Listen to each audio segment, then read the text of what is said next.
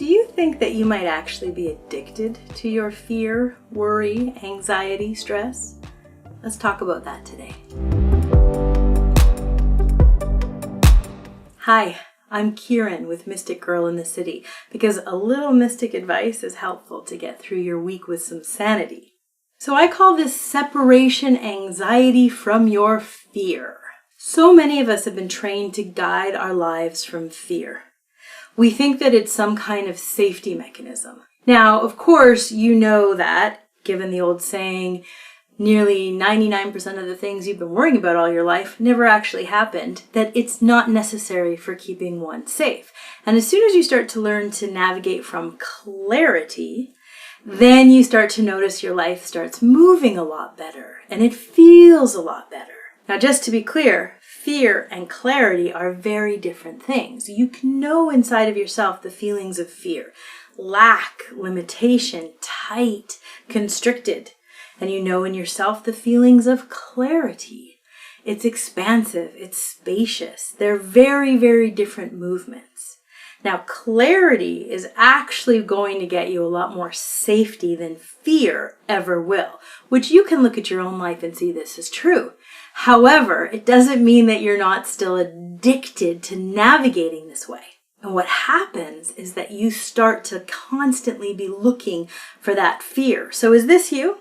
Are you constantly waiting for the other shoe to drop? Are you captivated by all the stories and sensations of fear and anxiety and worry, even though your life doesn't represent any of that? Are you also constantly searching to make choices and decisions from that place, even though life is usually quite different? Are you constantly on the lookout for the negative, looking for where the problems might be situated? Do you have a constant or vigilant sense of worry going on at all times?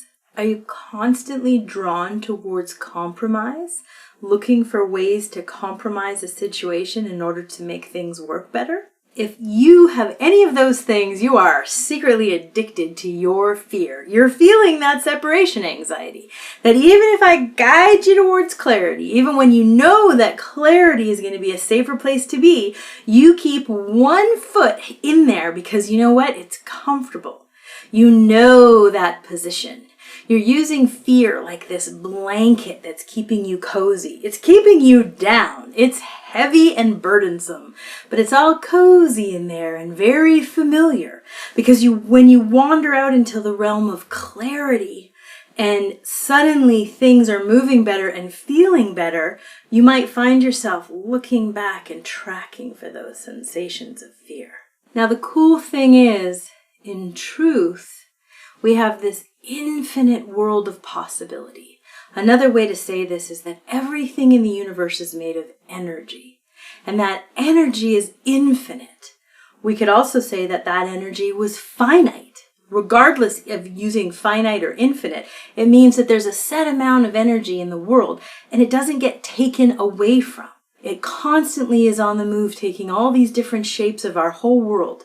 So the movement of fear, which is coming from your primal survival system, not your actual survival system, but the primal one, which is constantly telling you stories about lack and limitation, it's not a true movement in reality.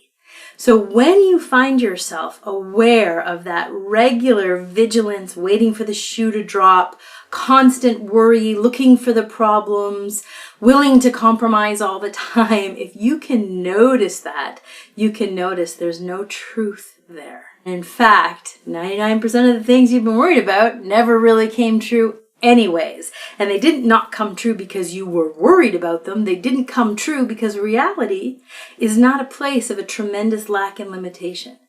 So check this out if this is you, and we can talk a lot more about this conversation and others.